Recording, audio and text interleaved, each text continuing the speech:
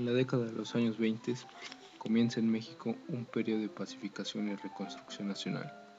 Después de 10 años de guerra civil, Álvaro Obregón entra a la presidencia de la República y así da inicio a la consolidación del Estado mexicano. También se vino un auténtico renacimiento cultural. Su manifestación más notable es el muralismo, representado principalmente por Diego Rivera, José Clemente Orozco, David Alfaro Siqueiros.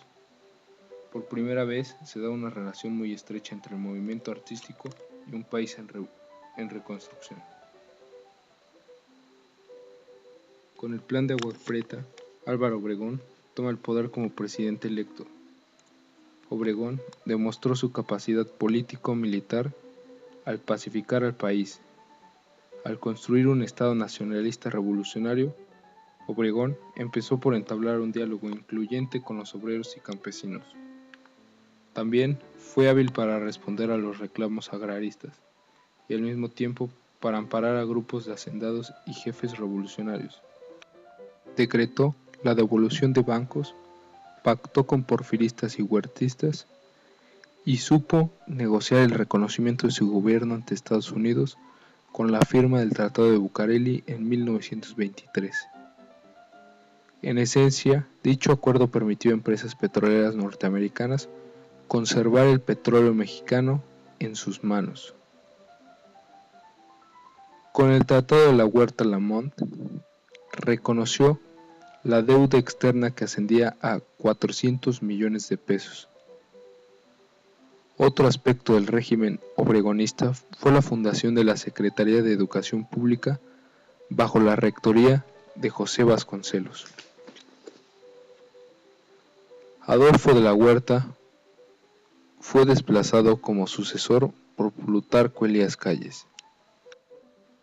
Así, cediendo el mando electoral al secretario de Gobierno Plutarco Elías Calles para el periodo de 1924 a 1928. Calles heredó un gobierno estable con respaldo del ejército y de los organismos populares y con muy buenas relaciones con Estados Unidos. Estableció varias comisiones para imponer un orden político-económico que le diera la certidumbre a la inversión. Entre otras, destaca la Comisión Nacional Bancaria, la Agraria y la de Caminos, la fundación del Banco de México y Crédito del Agrícola, que permitieron un mejor aprovechamiento de los recursos financieros. Calles logró los beneficios otorgados a la iniciativa privada, el financiamiento y la inversión en tecnología. La Revolución Cristera dio un impacto nacional con severas consecuencias para la estabilidad. Ese año, la situación se agravó en 1928. El general Obregón movilizó toda su influencia para que se modificara la Constitución. Álvaro Obregón, después de obtener el triunfo como presidente electo, sufrió un atentado que le costó la vida en julio de 1929. Calles tuvo que sostener un fuerte liderazgo político y militar y actuar de forma velada detrás de la presidencia interina asignada al licenciado Emilio Portes Gil. A dicho control callista se le conoce como la era del maximato. Ese mismo año se integró en el Partido Nacional Revolucionario, PNR, que permitió impulsar un diálogo con los representantes de la Iglesia Católica y poner fin a la Revolución Cristera. Consolidar la autonomía universitaria, pacificar el país y convocar a elecciones extraordinarias que facilitaran la sucesión sin crisis. El gobierno del ingeniero Pascual Ortiz Rubio fue menos agitado, pero fue un periodo difícil. La crisis económica de Estados Unidos generó consecuencias nocivas para las exportaciones mexicanas y así se establece un Código Federal de Trabajo. Se adoptó la doctrina Estrada a favor de libre autodeterminación de los pueblos. Se sabe que la presidencia de la nación se hallaba manipulada por el jefe máximo. En 1932, Ortiz Rubio se vio orillado a renunciar a su cargo, ya que el general Calles nunca lo dejó actuar por su propia cuenta. La renuncia de Ortiz Rubio fue un nuevo descalabro para la estabilidad económica y política. El Partido Nacional Revolucionario cerraba filas para pactar un plan seccional que tenía como objetivo fortalecer en definitiva la presidencia. Por lo tanto, a Abelardo Rodríguez le tocaron las tareas propedéuticas como la Fundación Nacional Financiera, la expedición a la ley del salario mínimo y la fundación del Departamento Agrario. El general Lázaro Cárdenas del Río gozó un apoyo multisectoral que le permitió sentar bases del presidencialismo en México, apoyado por el ejército y por corporaciones obreras y campesinas. Le resultó fácil expulsar a Plutarco Elías Calles cuando el jefe máximo pretendió manipularlo. Puso en práctica el mayor reparto agrario de la historia y estableció el ejido colectivo, el patrimonio campesino, lo que le afectó a grandes latifundios.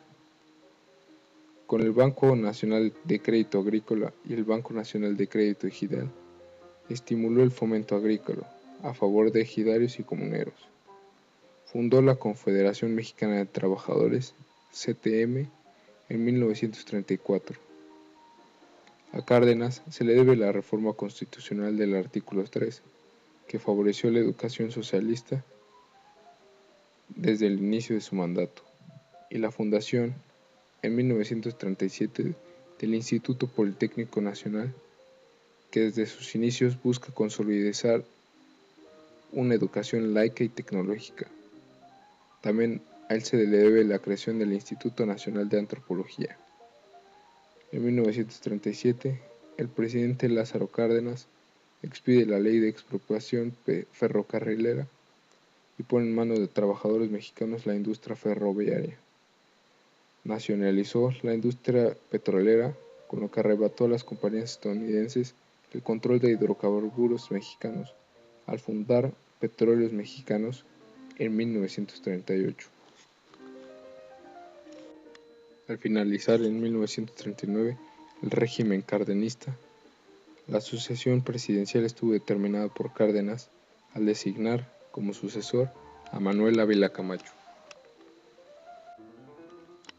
Entre 1940 y 1970, México experimentó un crecimiento económico sobresaliente a lo largo de dos etapas: la sustitución de importaciones de 1940 a 1958 y el desarrollo estabilizador de 1958 a 1970. Con el gobierno de Manuel Ávila Camacho, de 1940 a 1946, inició la sustitución de importaciones. México desarrolló su economía gracias al papel del Estado, que estableció aranceles a las importaciones y subsidios a favor de la inversión nacional. La nueva estrategia del Estado, el proteccionismo, ejercida por Ávila Camacho, fue la clave de este crecimiento, en el que el gasto público contrajo una deuda moderada y se orientó hacia la adquisición de tecnología e infraestructura. Entre las principales acciones realizadas por Manuel Ávila Camacho destacan la campaña nacional de alfabetización, proyectos de industrialización, la fundación del Instituto Mexicano del Seguro Social en 1942, México declara la guerra contra el eje Berlín-Roma-Tokio y formaliza su alianza con Estados Unidos en 1942. También la transformación del PRM a PRI. Así, México estableció verdaderos lazos económicos y políticos con el país del norte, lazos que significaron la firma de acuerdos de inversión estadounidense, contratación de braceros y una gran apertura de mercado.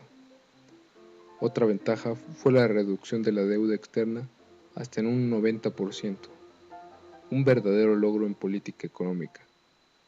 En 1946, el PRM se transformó en el Partido Revolucionario Institucional, PRI, para que en 1946 Miguel Alemán Valdés fuera el presidente actual. Miguel Alemán gozó de un gran prestigio bajo las modalidades del prismo y del modelo económico iniciado por su predecesor.